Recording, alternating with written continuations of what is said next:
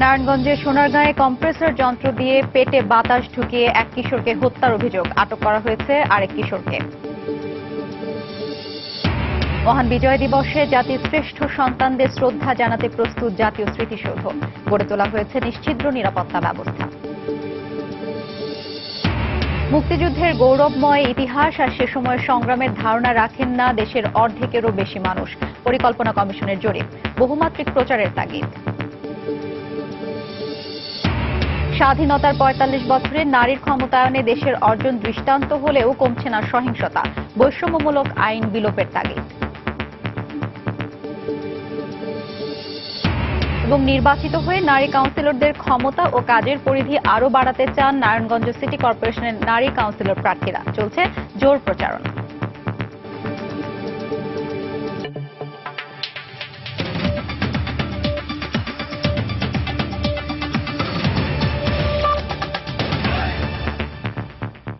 সময় সংবাদের সঙ্গে আছি আমি হাফসাতুন্নেসা।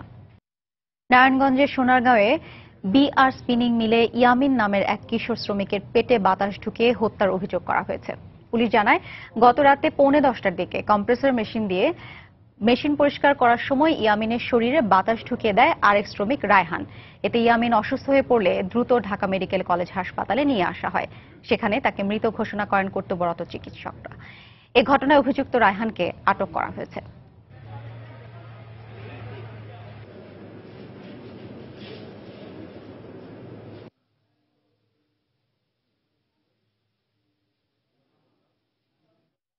নিহত কিশোরের লাশ ময়না তদন্তের জন্য ঢাকা মেডিকেল মর্গে রাখা হয়েছে। এই মুহূর্তে ঢাকা মেডিকেল প্রাঙ্গণে আছেন রিপোর্টার শফিক মোহাম্মদ, সরাসরি চলে যাচ্ছি তার কাছে। শফিক, নিহত কিশোরের স্বজনদের সঙ্গে কি আপনার কথা হয়েছে, আর এ ব্যাপারে কোনো মামলা হয়েছে কিনা আপনি আমাদের একটু জানাবেন।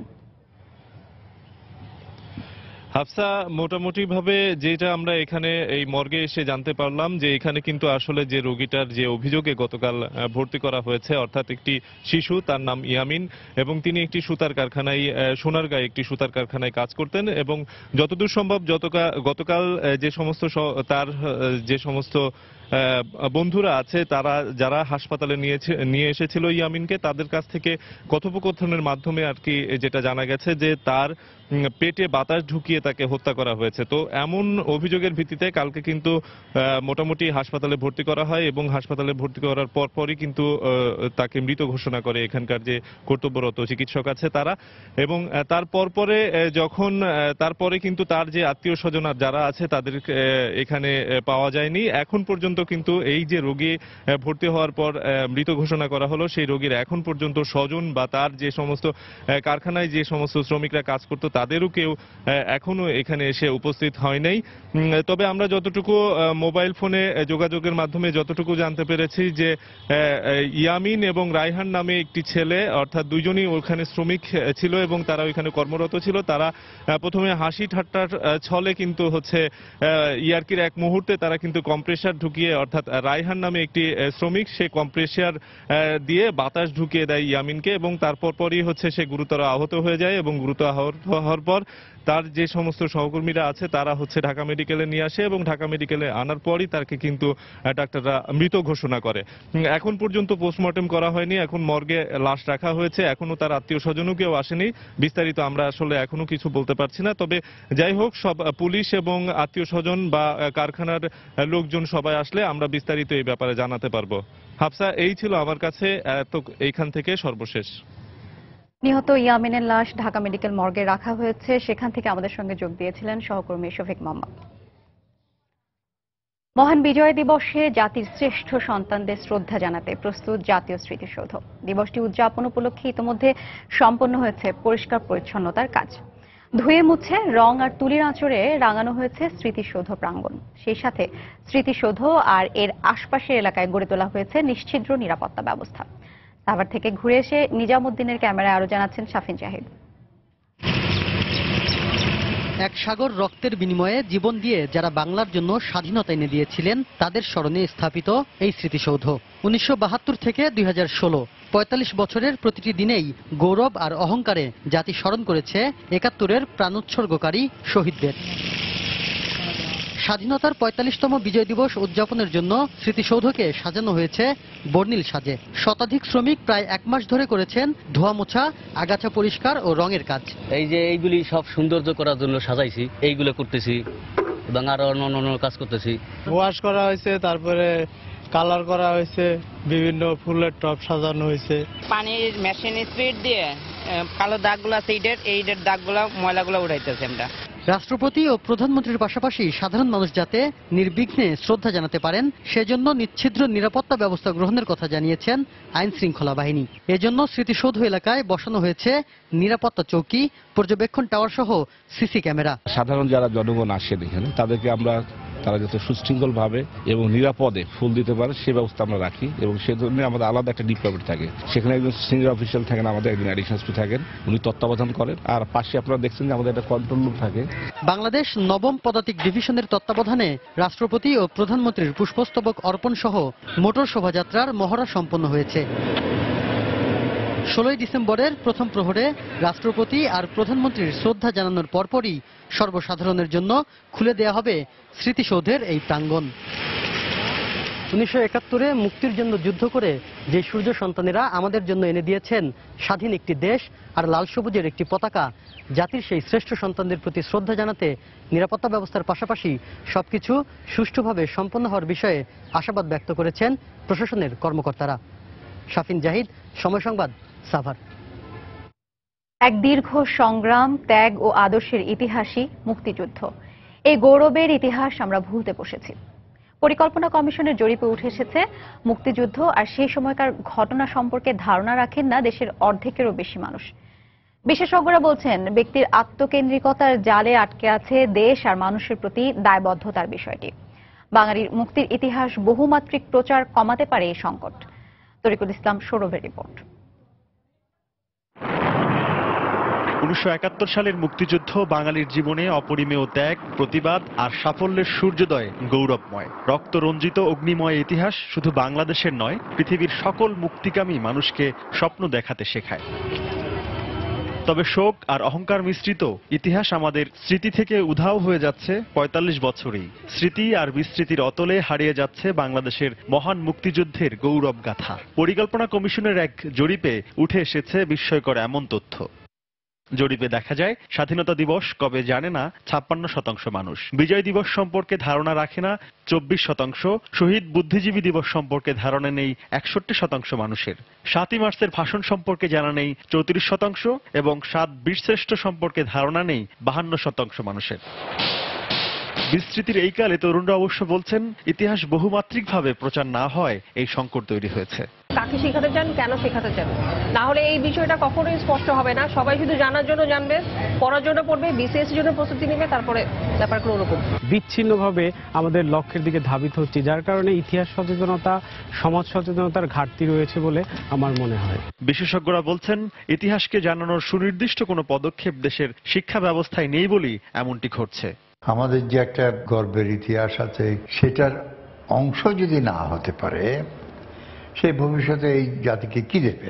সমস্যাটা তাদের মধ্যে যেমন আছে, আমাদের শিক্ষা ব্যবস্থার মধ্যেও আছে। শিক্ষা ব্যবস্থায় মুক্তিযুদ্ধকে জানানোর জন্য সুচিন্তিত কোনো পদক্ষেপ আজও পর্যন্ত নেওয়া হয়নি। সামনে এগিয়ে চলার প্রতিটি পদক্ষেপে গৌরবের এই ইতিহাসই হতে পারে আমাদের পাথেয়। এই পৃথিবীতে যা কিছু ভালোবাসা সম্ভব, তার মাঝে তীব্র ভালোবাসাটুকু হতে পারে দেশের জন্যই। আর এই ভালোবাসার শক্তিতেই ১৯৭১-এ ৩০ লক্ষ মানুষ প্রাণ দিয়েছে এই দেশের জন্য, এই দেশের মুক্তির জন্য। আজ ৪৫ বছর পেরোতে না পেরোতে সে ইতিহাস আমরা ভুলতে বসেছি। এটি আমাদের ইতিহাসের অসচেতন প্রকাশ, নাকি দেশের প্রতি দায়িত্বহীনতা? এমন প্রশ্নের উত্তর খোঁজার দায় থেকে যায় আমাদের সকলের। তরিকুল ইসলাম সৌরভ, সময় সংবাদ, জাতীয় স্মৃতিসৌধ, সাভার।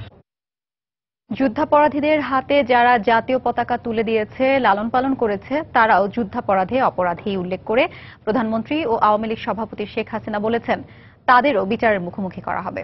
গতকাল রাজধানী কৃষিবিদ ইনস্টিটিউশন মিলনায়তনে বুদ্ধিজীবী দিবস উপলক্ষে আওয়ামী লীগের আলোচনা সভায় কথা বলেন তিনি। এ সময় কোনো ষড়যন্ত্র করেই যুদ্ধাপরাধের বিচার প্রক্রিয়া বন্ধ করা যাবে না বলেও দৃঢ় অঙ্গীকার ব্যক্ত করেন শেখ হাসিনা। যুদ্ধ অপরাধী হিসেবে যাদের বিচার হয়েছে এবং বিচারের রায় কার্যকর হয়েছে, যাদের ফাঁসি হয়েছে, তারাই এদেশে মন্ত্রী হয়েছিল। আমাদের দেশবাসীকে আজকে সোচ্চার হতে হবে যে শুধু যুদ্ধ অপরাধীদের বিচার না, যুদ্ধ অপরাধীদের যারা লালন পালন করেছে, যারা রাজনৈতিক অধিকার ফিরিয়ে দিয়েছে, যারা এদের হাতে আমার লাখো শহীদের রক্তরঞ্জিত পতাকা দিয়েছে, তারা সমান অপরাধী। বাংলাদেশ একটা ব্যর্থ রাষ্ট্রে পরিণত হোক, বাংলাদেশের মানুষ দরিদ্র থেকে আরো দরিদ্র হোক, না খেয়ে মারা যাক, কঙ্কালসার মানুষ না থাকলে তো তাদের সেই ব্যবসা চলবে না। সেই জন্য এই দেশের মানুষের কল্যাণ তারা কখনো চায়নি। আমাদের যারা জীবন দিয়ে গেছেন, যে মহান আত্মত্যাগ করে গেছেন, তাদের কথা স্মরণ করেই আমাদেরকে এই দেশকে গড়ে তুলতে হবে। এবং যারা এই রাস্তাঘাট চিনিয়ে চিনিয়ে এই গণহত্যা করেছে, তাদের বিচার আমরা শুরু করেছি। এই বিচার চলতে থাকবে, কারণ এই বিচার শেষ হবার না। কাজে যারা আমার এদেশে গণহত্যা চালিয়েছে, বুদ্ধিজীবীদের হত্যা করেছে, স্বাধীনতা বিরোধী করেছে, অবশ্যই তাদের বিচার চলতে থাকবে।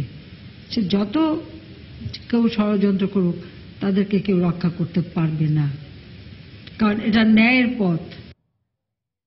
সময় সংবাদে আরো থাকছে, বীর নিবাস প্রকল্পে ভবনের মালিক টাঙ্গাইলের শতাধিক অসচ্ছল ও ভূমিহীন মুক্তিযোদ্ধা পরিবার, খুশি রণাঙ্গনের যোদ্ধারা।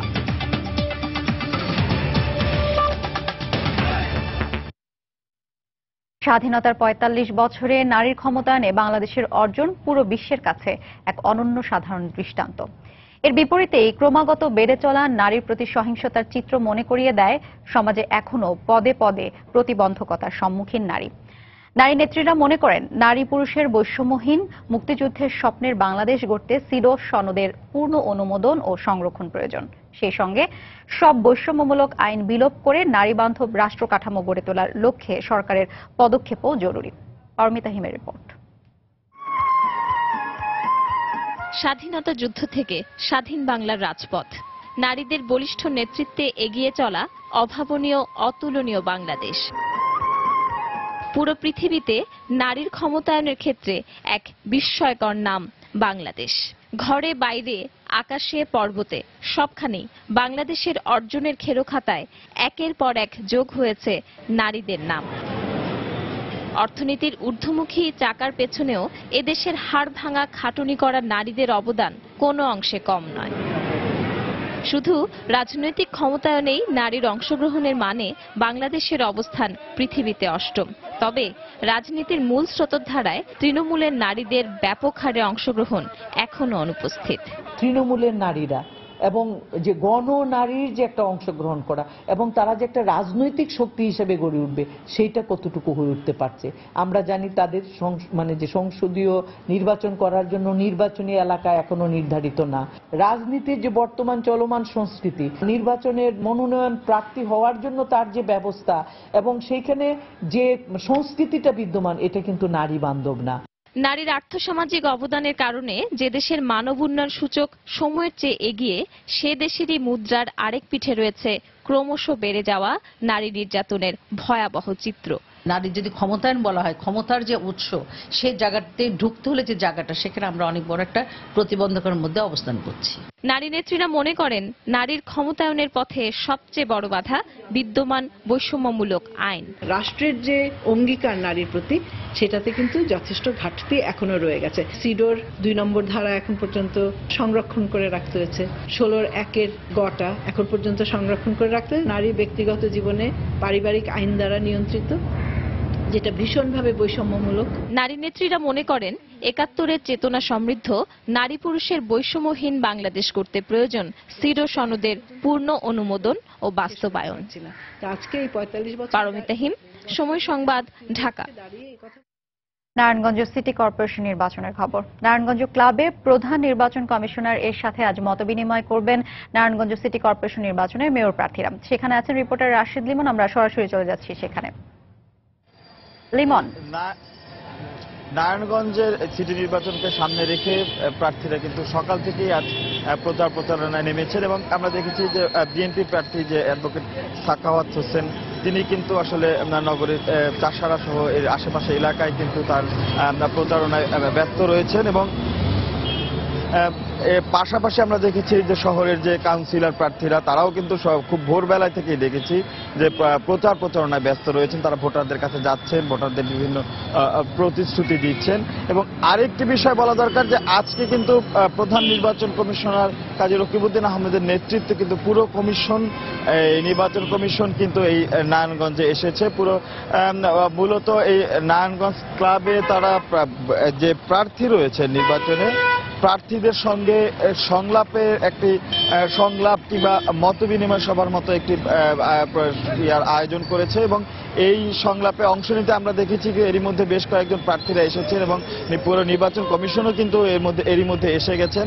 মূলত আসলে এই নির্বাচনের আর মাত্র অল্প কয়েকদিন বাকি। এই শেষ মুহূর্তে নির্বাচনে আসলে মূলত ভোটের দিন বা প্রার্থীদের কি করা উচিত বা তারা আসলে কিভাবে তাদের শেষ মুহূর্তে প্রচারণা কতটা সম্ভব আচরণবিধি মেনে চলবেন, এই বিষয়গুলি আসলে প্রধান নির্বাচন কমিশনার প্রার্থীদের সঙ্গে শেয়ার করবেন। তাছাড়া প্রার্থীদের যদি এতদিনের মাঠে তাদের প্রচারণার অভিজ্ঞতা বা সবকিছু মিলিয়ে তাদের যদি কোনো অভিযোগ থাকে সেটিও সরাসরি সিইসির কাছে তারা বলতে পারবেন বা সেই অনুযায়ী ব্যবস্থা নেওয়ার দাবিও জানাতে পারবেন। তো এই ছিল এখনকার মতো নারায়ণগঞ্জ ক্লাব থেকে আমার কাছ থেকে সবশেষ। বন্দর এলাকায় আছেন সহকর্মী মাহমুদ রাকিব, সেখানকার খবর জানতে চলে যাচ্ছে রাকিবের কাছে। রাকিব, নারায়ণগঞ্জ সিটি কর্পোরেশন নির্বাচনের খবর জানান। নারায়ণগঞ্জ ক্লাবে প্রধান নির্বাচন কমিশনের সাথে আজ মত বিনিময় করবেন নারায়ণগঞ্জ সিটি কর্পোরেশন নির্বাচনের মেয়র প্রার্থীরা। সেখানে ছিলেন রাশেদ লিমন। এখন চলে যাচ্ছি নবীগঞ্জ এলাকায়, যেখানে আছেন রিপোর্টার মাহমুদ রাকিব। রাকিব,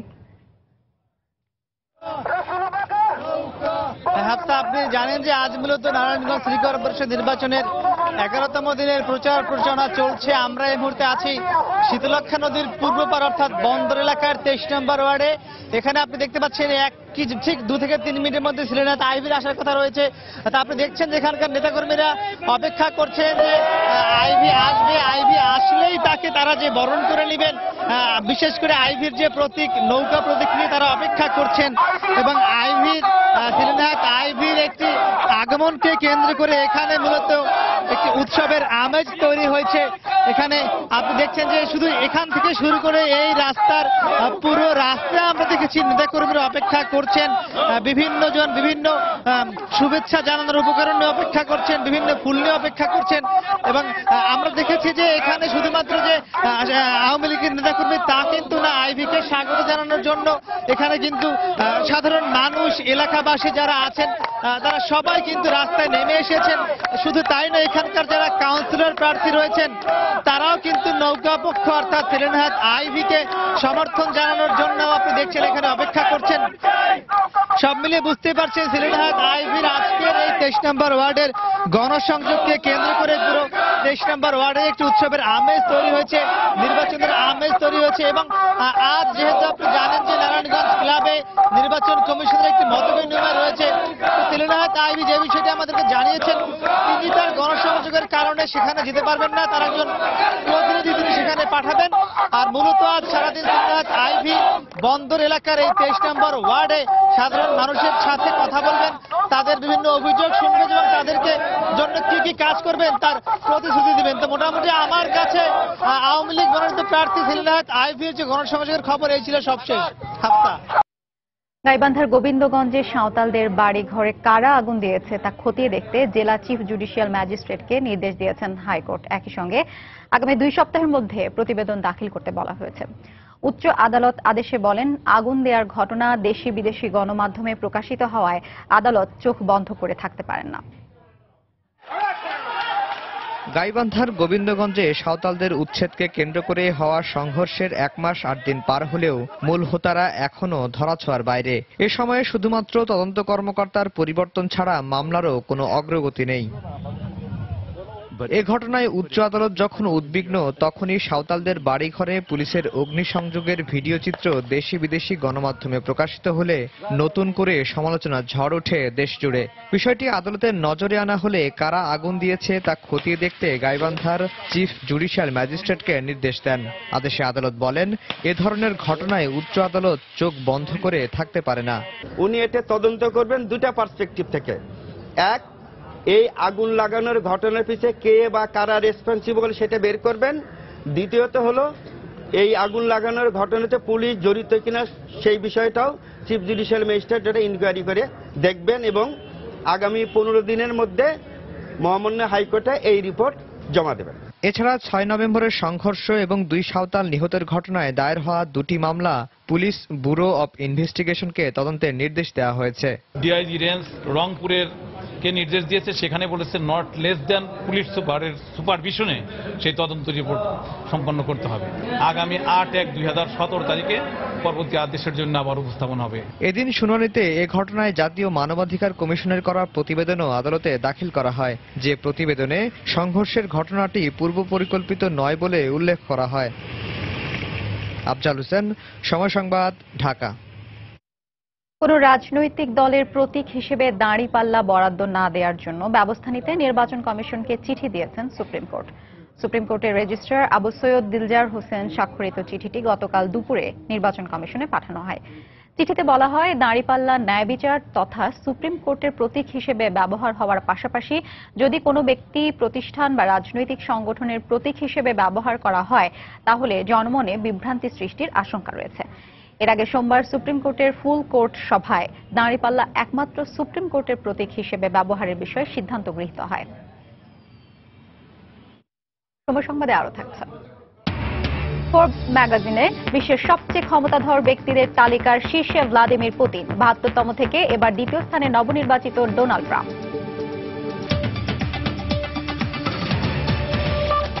বর্তমান সরকারের নেয়া বীর নিবাস অগ্রাধিকার প্রকল্পের আওতায় একতলা ভবনের মালিক হলেন টাঙ্গাইলের শতাধিক অসচ্ছল ও ভূমিহীন মুক্তিযোদ্ধা পরিবার। জীবনের শেষ সময়ে এসে প্রধানমন্ত্রী শেখ হাসিনার এমন উদ্যোগে খুশিতে আত্মহারা ৭১-এর রণাঙ্গনের যোদ্ধা ও তাদের স্বজনরা।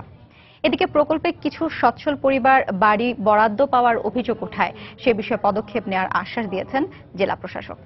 কাদির তালুকদারের তথ্য ও রাশেদ খানের ছবি নিয়ে ডেস্ক রিপোর্ট। দীর্ঘ ৪৫ বছর ধরে আর্থিক অসচ্ছলতায় পরিবার পরিজন নিয়ে কোনো রকমে দিন কেটেছে মুক্তিযোদ্ধা শহীদুল্লাহর। তার কাছে পাকা বাড়িতে বসবাস ছিল অনেকটা স্বপ্নের মতো, কিন্তু প্রধানমন্ত্রী শেখ হাসিনার নেয়া বীর নিবাস অগ্রাধিকার প্রকল্পের আওতায় এখন একতলা পাকা বাড়ির মালিক হলেন তিনি। ভাঙ্গা ঘরে থাকছি, দিন খাইছি বা না খাইছি, এইভাবেই চলছি। এই সরকার এসে, বঙ্গবন্ধুর কন্যা এসে আমাদের যে ঘরটা দিছে, আমি এখন খুব সচ্ছলভাবে আছি। শুধু শহীদুল্লাহ নন, এ প্রকল্পের আওতায় একতলা ভবন পেয়েছেন টাঙ্গাইল জেলার বিভিন্ন উপজেলার শতাধিক মুক্তিযোদ্ধা পরিবার। বাড়ির পাশাপাশি প্রতি মাসে ১০,০০০ টাকা ভাতা পেয়ে নিজেদের আর্থিক দৈন্যতাও কিছুটা ঘুচেছে। এত বছর পর সরকারের এমন মহতী উদ্যোগে আনন্দে আত্মহারা ভূমিহীন ও অসচ্ছল মুক্তিযোদ্ধা ও তাদের পরিবার। সরকার যে অনুদান দিয়েছে এতে আমরা অত্যন্ত খুশি। এখন খুব আনন্দিত লাগে। আগে খুব বাঙ্গা ঘরে ছিলাম, পানি পড়ছে, বেড়া ছিল না। স্মৃতি আমার পরিবার, নতুন প্রজন্ম আসবে, এইটাকে বহন করে যাব। তবে নজরদারি না থাকায় বাড়ি বরাদ্দে অনেক অসচ্ছল মুক্তিযোদ্ধা বঞ্চিত হচ্ছেন বলে অভিযোগ করলেন জেলা মুক্তিযোদ্ধা কমান্ডার। বিগত দিনে এই ধরনের দৃষ্টান্ত আছে, যাদের কর্মকর্তা ছিলেন তারা নিজেদের নামে বাড়ি ঘর নিতেন, এখন যেন সেটা না হয়। ফ্ল্যাটগুলো যাদেরকে দেওয়া হবে তারা যেন প্রকৃত ভূমিহীন অথবা যাদের পাওয়ার যোগ্যতা আছে তারাই যেন পায়। অবশ্য বিষয়টি খতিয়ে দেখার আশ্বাস দিলেন জেলা প্রশাসনের এই শীর্ষ কর্মকর্তা। এখন পর্যন্ত আমার কাছে মৌখিক বা লিখিত কোনো অভিযোগ পাইনি। সেটি বীর মুক্তিযোদ্ধা নির্বাচনের ক্ষেত্রে অথবা নির্মাণের ত্রুটির বিষয়ে যদি কোনো এরকম সুবিধা অসুবিধার কথা আসে সেটা অবশ্যই আমরা যাচাই করে দেখব। বীর নিবাস প্রকল্পের আওতায় 12.5 কোটি টাকা ব্যয়ে 146টি একতলা পাকা বাড়ি নির্মাণ করছে এলজিইডি। ইতোমধ্যেই মালিকানা হস্তান্তর করা হয়েছে 112টি পরিবারকে। সময় সংবাদ, টাঙ্গাইল। আজ 15 ডিসেম্বর, দিনাজপুর মুক্ত দিবস। 1971 সালের এই দিনে হানাদার মুক্ত হয় দিনাজপুর। বিজয়ের 2 দিন আগে 13 ডিসেম্বর বিরল উপজেলার বাহলা হানাদার বাহিনী হামলা চালিয়ে নির্মমভাবে হত্যা করে 32 জনকে। ঘটনা জানার পর বীর মুক্তিযোদ্ধারা হানাদার বাহিনীর সদস্যদের আটক করতে চতুর্মুখী অভিযান শুরু করে। মুক্তিযোদ্ধাদের অভিযানে ভীত হয়ে পালিয়ে যায় হানাদার বাহিনী। পরে 15 ডিসেম্বর দুপুরে মুক্ত দিবসের উল্লাস করে স্থানীয়রা। আস্তে আস্তে অগ্রগামী হয়ে আমবাড়িতে চলে এসে আমবাড়ি থেকে মোহনপুর যুদ্ধ করি। যুদ্ধের পরে 15 তারিখ বিকালবেলা আমরা দিনাজপুর শহরে প্রবেশ করি এবং পুরোপুরি দিনাজপুর মুক্ত করি। বাইরে থেকে জনগণ দৌড়াদৌড়ি করে আসলো, আমাদের মুক্তিযোদ্ধা বাহিনীর জয় বাংলা জয় বাংলা করে বলল। বিজয় দিবসকে সামনে রেখে চট্টগ্রামে বিক্রি বেড়ে গেছে জাতীয় পতাকার। পথে পথে ফেরি করে হকাররা বিভিন্ন সাইজের পতাকা বিক্রি করছেন। আর দেশের প্রতি ভালোবাসার টানে নতুন প্রজন্ম সহ সাধারণ মানুষ কিনছেন তা। নগরীর বাড়ির ছাদ, বারান্দা সহ গাড়িতে শোভা পাচ্ছে পতাকা। বিস্তারিত জানাচ্ছেন পার্থপ্রতিম বিশ্বাস। আবু খলিফা পেশায় একজন দর্জি। অন্য সময় পোশাক সেলাইয়ে ব্যস্ত থাকলেও বিজয়ের মাস এলেই মেশিনের খটখট শব্দে ফুটপাতের উপর বসে সেলাই করেন লাল সবুজের এই পতাকা। শুধুমাত্র দেশের প্রতি ভালোবাসা থেকে গত 30 বছর ধরে তিনি এই কাজ করছেন। আমি দীর্ঘদিন 30 বছর পর্যন্ত জাতীয় পতাকা নিয়ে ব্যস্ত আছি। তো আমি মনে করি সবসময় এই সময়টা তো বেশি চলে। প্রতি বছর বিজয় দিবস আসলেই পতাকা বেচাকেনা বেড়ে যায় নগরীতে। বিভিন্ন বয়সী ফেরিওয়ালা নগরীর এক প্রান্ত থেকে অন্য প্রান্ত ঘুরে ঘুরে বিক্রি করতে থাকেন বিভিন্ন দাম ও মাপের বিজয় নিশান। বড়টি 150-200 বেশি, আর ছোটটি 50-60, 80, 70, আবার ছোটটি আছে 20 টাকা। আমাদের কাছে ভালো লাগে যে আমরা দেশের জন্য এটা ব্যস্ত আছি। 9 মাসের রক্তক্ষয়ী যুদ্ধের পর এই মাসেই বিজয় অর্জন করে বাঙালিরা। তাই সব বয়সী মানুষ কিনছেন স্বাধীনতা, সার্বভৌমত্ব রক্ষার প্রতীক এই জাতীয় পতাকা। যারা শহীদ হয়েছে তাদেরকে আমরা স্মরণ করি, যাদের জন্য আমরা আজকে আমরা স্বাধীন দেশ পাইছি। আমাদের দেশের জন্য যারা প্রাণ দিয়েছে তাদেরকে উৎসর্গ করে আমি আমার সন্তানদেরকে ওইভাবে তৈরি করতে চাই। এদিকে নগরীর বেশিরভাগ পরিবহনেই শোভা পাচ্ছে লাল সবুজের এই পতাকা। অনেকটা দেশের প্রতি মমত্ববোধ থেকে গাড়ি চালকরা লাগিয়েছেন পতাকা। পতাকা লাগাইছি ভালোর জন্য, দেশ আনন্দ লাগতেছে, ভালো লাগতেছে। 16 ডিসেম্বর সেই জন্য লাগাইলাম। বাংলাদেশের নাগরিক হিসেবে আমি পতাকা লাগাইছি, যারা দেশের জন্য জীবন দিয়েছে তাদের জন্য। বড় সাইজের পতাকা 150 থেকে 200 টাকা, মাঝারি সাইজের পতাকা 80 থেকে 100 টাকা ও ছোট সাইজের পতাকা 50 টাকায় বিক্রি হচ্ছে। পার্থপ্রতিম বিশ্বাস, সময় সংবাদ, চট্টগ্রাম। ভবন রক্ষার জন্য নয়, ভবন সরানোর জন্য যৌক্তিক সময় চেয়ে রিভিউ আবেদন করেছে তৈরি পোশাক মালিকদের সংগঠন বিজিএমইএ। আর সবকিছু ঠিকঠাক থাকলে রাজধানীর উত্তরায় হবে বিজিএমইএ এর নতুন ঠিকানা। এরই মধ্যে পছন্দ করা জায়গা চেয়ে রাজুকে আবেদন করেছে সংগঠনটি। এ ব্যাপারে আইনের প্রতি শ্রদ্ধা রেখেই পরবর্তী পদক্ষেপ নেওয়ার কথা জানালেন রাজধানী উন্নয়ন কর্তৃপক্ষ রাজুকের শীর্ষকর্তা। কামরুল হাসান সবুজের রিপোর্ট। 1998 সালে ভিত্তিপ্রস্তর স্থাপন আর 2006 সালে উদ্বোধনের পর থেকে বাংলাদেশের পোশাক শিল্পের প্রতীক হয়ে আছে 16 তলার এই ভবন। তবে রাজুকের নকশা না মেনে করার অভিযোগে উচ্চ আদালতের আদেশে সরাতে হচ্ছে হাতিরঝিল প্রকল্পের ক্যান্সার খ্যাত ভবনটি।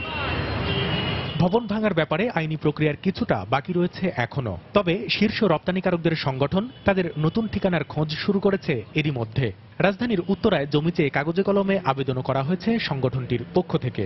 রিভিউ পিটিশনটা করেছি, সেখানে আমরা সময় চেয়েছি। এই ভবন ছেড়ে চলে যেতে হবে সেটাও আমরা জানি এবং সেই জন্য আমরা বিকল্পভাবে আমরা জায়গাও দেখছি, উত্তরার দিকে জমি দেখেছি এবং আমরা অলরেডি অ্যাপ্লিকেশনও করেছি এবং অ্যাপ্লিকেশনটা এখন মাননীয় প্রধানমন্ত্রীর দপ্তর হয়ে মন্ত্রণালয় হয়ে এখন রাজুকে আছে। অর্থনীতির স্বার্থে জমি ও নকশা অনুমোদনে রাজুক যেন বিজিএমইকে সর্বোচ্চ সহযোগিতা করে সেই পরামর্শ নগরবিদদের। তবে নগরীর সৌন্দর্য রক্ষায় রাজধানী উন্নয়ন কর্তৃপক্ষকে আরও তৎপর হওয়ার পরামর্শ তাদের। একের পর এক অবৈধ কার্যক্রমকে প্রস্ফুটিত হতে দেয় এবং পরে আবার ভাঙতে যায়, এই প্রক্রিয়া বন্ধ করতে হবে। সকল বিনিয়োগ রাষ্ট্রে, এটা মনে রাখতে হবে। কমার্শিয়াল ভবন যেভাবে হয় সেভাবে তারা দ্রুততম সময় অনুমোদন যেন পায়, সেই প্রক্রিয়ায় বরং রাজুক সহযোগিতা করা উচিত। বিজিএমইর নতুন ঠিকানা প্রসঙ্গে রাজুক বলছে, অতীতের ভুল থেকে শিক্ষা নিয়েই আগামীর নগরী গড়তে কাজ করছেন তারা। সচেষ্ট আছি যাতে ভবিষ্যতে এই ধরনের কোনো কাজ না হয়। আর উত্তরাতে একটা চেয়েছেন, হ্যাঁ আমাদের কাছে চিঠি এসেছে, ওটা আমরা দেখছি, পর্যালোচনা করছি। র্যাঙ্কস ভবন থেকে বিজিএমইএ কোটি টাকা খরচ করে রাজুকের নাকের ডগায় এসব গড়ছে আবার ভাঙছে। আদালতের রায় শুধু নান্দনিক নির্মাণ শৈলীই নয়, ভবন নির্মাণে জায়গা জমি ও নকশা হতে হবে সব বিতর্কের ঊর্ধ্বে। সেই সঙ্গে রাজুক সহ কারো কোনো ভুলেও যেন সম্পদের অপচয় না হয়, সেদিকে সতর্ক থাকতে হবে সংশ্লিষ্ট সব কর্তৃপক্ষকে। কামরুল হাসান সবুজ, সময় সংবাদ, ঢাকা। শীতের আগমনের সাথে সাথে ঝিনাইদহের গাছি ও গুড় ব্যবসায়ীরা ব্যস্ত হয়ে পড়েছেন খেজুর রস সংগ্রহে। তবে নগরায়নের ফলে ক্রমেই কমছে রসধারী এই গাছের সংখ্যা। এজন্য প্রাকৃতিক সৌন্দর্য বৃদ্ধি ও গ্রামীণ ঐতিহ্য ধরে রাখতে কৃষকদের বেশি করে খেজুর গাছ লাগানোর পরামর্শ দিয়েছেন জেলা কৃষি কর্মকর্তা। লোটাস রহমান সোহাগের পাঠানো তথ্য ও ছবি নিয়ে ডেস্ক রিপোর্ট। ঝিনাইদহের গ্রামগুলোতে রাস্তার দুধারে দেখা মেলে সারি সারি খেজুর গাছ, আর শীত এলেই গাছগুলোর কদর বেড়ে যায় অনেক। ভোর থেকে সন্ধ্যা পর্যন্ত দা দড়ি আর মাটির ভাঁড় নিয়ে গাছে চাঁচ দেয়া ও পরিচর্যায় ব্যস্ত থাকেন গাছিরা। উদ্দেশ্য সুমিষ্ট রস সংগ্রহ করা। আগে অনেক গাছ ছিল, কিন্তু এখন সেই গাছ সেই তুলনায় নাই। কেটে কুটে অনেকে ভাড়াই দিয়েছে, কেউ বেঁচে কেউ বেলায় দিয়েছে। যত শীত চাপবে তত আমরা শীতের অভিজ্ঞতা নিয়ে কাজ আরো জোরদার ভাবে হবে আমার। গ্রামে গঞ্জে রসের পিঠা ছাড়া যেন শীতের আমেজই উপলব্ধি করা যায় না। তাই এই মৌসুমে খেজুরের রসের ব্যাপক চাহিদা। ব্যস্ত মৌসুমী ব্যবসায়ীরাও গাছিদের কাছ থেকে রস কিনে তা দিয়ে গুড় ও পাটালি বানিয়ে বিক্রি করে বাড়তি আয় করছেন তারা। রস পাড়ি তাপালে ঢাল দিয়ে সেকি ঢাল দিছি, দেওয়ার পরে জাল দিয়ে গুড় বানাবো, গুড় বানায়া পাটারি করি ব্যাপারী কাজ। আমি এই জায়গা থেকে গুড় পাটালি নিয়ে যে হাটফাজিলপুর, নড়ার বাজার, বাগুটিয়া, শেখরা, বক্সিপুর খুচরা বিক্রি করে। গুড় যখন আবার পাটালি বানানো হয় তখন আর একটা স্বাদ লাগে। এই পাটালি দিয়ে বিভিন্ন পিঠে তৈরি করা যায়। আবহাওয়ার পরিবর্তন আর প্রকৃতির প্রতি মানুষের বৈরী আচরণে দিনে দিনে হারিয়ে যাচ্ছে খেজুর গাছ। এজন্য জীবনের প্রয়োজনে চাষিদের ক্ষেতের আইলে বেশি করে খেজুর গাছ লাগানোর পরামর্শ জেলা কৃষি কর্মকর্তার। সকল কৃষক ভাইরা যদি সচেতন হয়, তাদের আইলের পাশে খেজুর গাছ আরো বেশি করে লাগায়, এতে আমাদের ঝিনাইদহের ঐতিহ্য গুড় রস এবং পিঠা, এটা আমাদের ঐতিহ্যটা বজায় থাকবে। জেলা কৃষি অফিসের তথ্য মতে ঝিনাইদহের 6টি উপজেলায় খেজুর গাছ রয়েছে 2.5 লাখ। এসব গাছ থেকে রস সংগ্রহ ও বিক্রির সাথে জড়িত রয়েছেন 5 শতাধিক মানুষ। সময় সংবাদ, ঝিনাইদহ। যশোর উপশহর এলাকা থেকে চ্যাং হাসন নামে এক চীনা নাগরিকের লাশ উদ্ধার করেছে পুলিশ। এই ঘটনায় 2 জনকে আটক করা হয়েছে। এই মুহূর্তে ঘটনাস্থলে আছেন আমাদের প্রতিনিধি জুয়েল মৃধা। বিস্তারিত জানতে টেলিফোনে যুক্ত হচ্ছি তার সঙ্গে। জুয়েল। জি আচ্ছা বলুন। জুয়েল, যার লাশ পাওয়া গেছে তার মৃত্যুর কারণ সম্পর্কে কিছু জানতে পেরেছেন কি? হ্যাঁ, আমরা মোটামুটি অনেক কিছুই এখন জেনেছি। সেটা হচ্ছে যে পুলিশ যে 2 জনকে আটক করেছে তার ভিতরে মুক্তাদির রহমান বাবু নামে একজনের সাথে সাংবাদিকদের কথা বলিয়েছেন। মুক্তাদির রহমান বাবু যেটা জানিয়েছে যে চ্যাং হাসন ইনি একজন চীনা ইজি বাইকের ব্যাটারি বাজারজাতকারী প্রতিষ্ঠানের কর্মকর্তা। যশোরে উনি ইজি বাইকের ব্যাটারি বাজারজাতকরণের কাজে ছিলেন। তার ওখানে কর্মচারী হিসেবে কাজ করতো মুক্তাদিরের ভাই নাজমুল হাসান পারভেজ। তো কালকে রাত্রে নাজমুল হাসান পারভেজ এবং চীনা নাগরিক চ্যাং হাসানের সাথে কথা কাটাকাটি হয়। এক পর্যায়ে তাদের ভিতরে হাতাহাতি শুরু হলে তারা 2 ভাই মিলে এই চীনা নাগরিককে রড দিয়ে আঘাত করে মাথায় এবং ঘাড়ে, এরপরে শ্বাসরোধে তাকে হত্যা করে এবং হত্যা করার পরে তাকে তার লাশটি পাশের রুমে নিয়ে যেয়ে তালাবদ্ধ করে রাখে। চীনা নাগরিকের যে স্বজন আছে, স্বজন এসে বিষয়টা নিশ্চিত হওয়ার পরে মানে তার সন্ধান পাচ্ছে না দেখে পুলিশকে খবর দেয়। পুলিশ সকালে এসে পুরো বাড়ি তল্লাশি করে তার লাশ উদ্ধার করে এবং ঘটনাস্থল থেকে মুক্তাদির এবং তার ভাই নাজমুল হক পারভেজকে আটক করেছে। পুলিশ এখনো এখানে আছে। পুলিশ সুপার আনিসুর রহমানের সাথে আমার কথা হয়েছে। তিনি ঘটনাস্থল পরিদর্শন করছেন এবং উনি জানিয়েছেন পরবর্তী বিষয়ে আমাদের সাথে পরে কথা বলবেন। আচ্ছা, ধন্যবাদ জুয়েল মৃধা। যশোর উপশহর এলাকা থেকে চ্যাং হাসন নামে এক চীনা নাগরিকের লাশ উদ্ধার করেছে পুলিশ। এই ঘটনায় 2 জনকে আটক করা হয়েছে, সেই খবরই জানাচ্ছিলেন আমাদের প্রতিনিধি জুয়েল মৃধা। ভারতের পশ্চিমবঙ্গের কূটনীতিকদের ডিন নির্বাচিত হয়েছেন কলকাতার বাংলাদেশ উপদূতাবাসের deputy high commissioner Zaki Ahad. যুক্তরাষ্ট্র, যুক্তরাজ্য ও আরব আমিরাত সহ বিশ্বের 200 জন কূটনীতিককে নিয়ে গঠিত কনসিউলার কর্পস অব কলকাতা বা সিসিকে এর সদস্যরা জকি আহাদকে এই দায়িত্ব দেন। 1971 সালের পর থেকে কলকাতায় নিযুক্ত উপদূতাবাস প্রধানদের মধ্যে তিনি 3য় ব্যক্তি যিনি এই সম্মান পেলেন।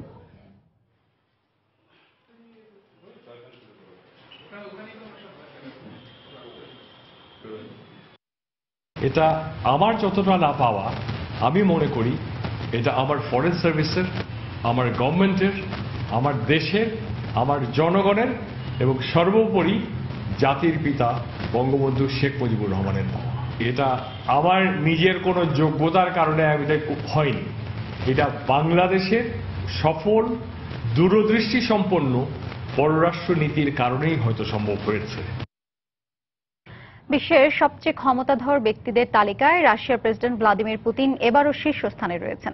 এ নিয়ে টানা চতুর্থবারের মতো শীর্ষস্থানে অবস্থান করছেন তিনি। সম্পদের পরিমাণ, ক্ষমতার ব্যবহারের উপর ভিত্তি করে বুধবার মার্কিন সাময়িকী ফোর্বস 74 জনের তালিকা প্রকাশ করে। ফোর্বস সাময়িকী 2016 এর এবারের তালিকায় দ্বিতীয় স্থানে উঠে এসেছেন নবনির্বাচিত মার্কিন প্রেসিডেন্ট ডোনাল্ড ট্রাম্প। গেল বছর তিনি ছিলেন তালিকার 72তম স্থানে।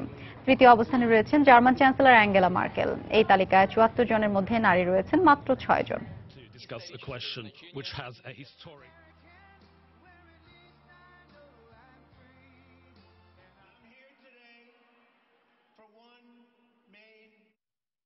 স্বাধীনতা যুদ্ধ পরবর্তী বাংলাদেশে মাইন অপসারণকারী 11 রুশ নাগরিককে সংবর্ধনা দেওয়া হচ্ছে। রাজধানীর ধানমন্ডির রাশিয়ান সাংস্কৃতিক কেন্দ্রে চলছে অনুষ্ঠান। আমরা সরাসরি চলে যাচ্ছি সেখানে।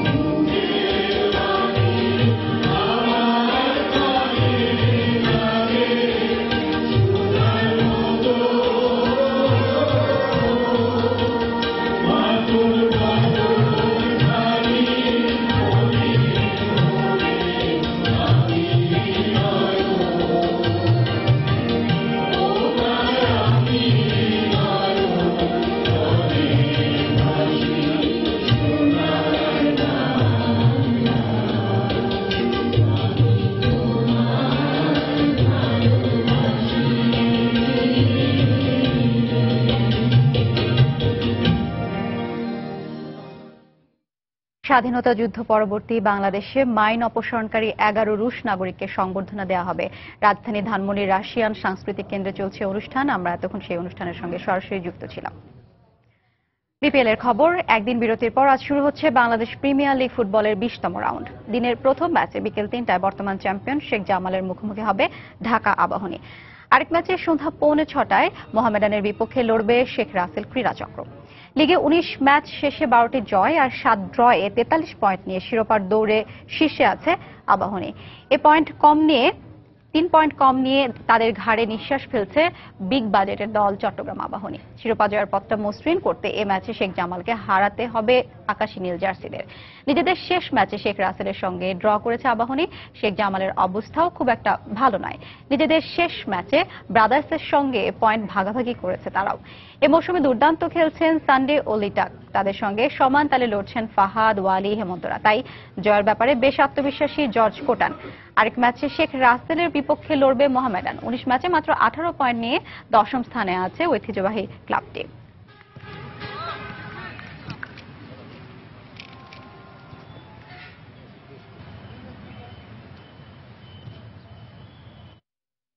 এ পর্যায়ে শীর্ষ সংবাদ জানিয়ে দিচ্ছি আরেকবার। নারায়ণগঞ্জের সোনারগাঁয়ে কম্প্রেসর যন্ত্র দিয়ে পেটে বাতাস ঢুকিয়ে এক কিশোরকে হত্যার অভিযোগ, আটক করা হয়েছে আরেক কিশোরকে। মহান বিজয় দিবসে জাতির শ্রেষ্ঠ সন্তানদের শ্রদ্ধা জানাতে প্রস্তুত জাতীয় স্মৃতিসৌধ, গড়ে তোলা হয়েছে নিশ্ছিদ্র নিরাপত্তা ব্যবস্থা। মুক্তিযুদ্ধের গৌরবময় ইতিহাস আর সে সময়ের সংগ্রামের ধারণা রাখেন না দেশের অর্ধেকেরও বেশি মানুষ, পরিকল্পনা কমিশনের জরিপ, বহুমাত্রিক প্রচারের তাগিদ। স্বাধীনতার ৪৫ বছরে নারীর ক্ষমতায়নে দেশের অর্জন দৃষ্টান্ত হলেও কমছে না সহিংসতা, বৈষম্যমূলক আইন বিলোপের তাগিদ। এবং নির্বাচিত হয়ে নারী কাউন্সিলরদের ক্ষমতা ও কাজের পরিধি আরও বাড়াতে চান নারায়ণগঞ্জ সিটি কর্পোরেশনের নারী কাউন্সিলর প্রার্থীরা, চলছে জোর প্রচারণা। এই ছিল এখনকার মতো। যে কোনো খবর পেতে ভিজিট করুন সময়নিউজ.tv। যে কোনো বাংলা লিংক রবি নম্বর থেকে সময় সংবাদের খবর, অনুষ্ঠান সম্পর্কে জানতে এবং যে কোনো তথ্য সময় সংবাদকে জানাতে ডায়াল করুন 16242 নম্বরে। এছাড়া এইমাত্র পাওয়া খবর মোবাইলে পেতে SMS করুন *BN লিখে পাঠিয়ে দিন 16242 নম্বরে। সঙ্গে থাকুন সময়।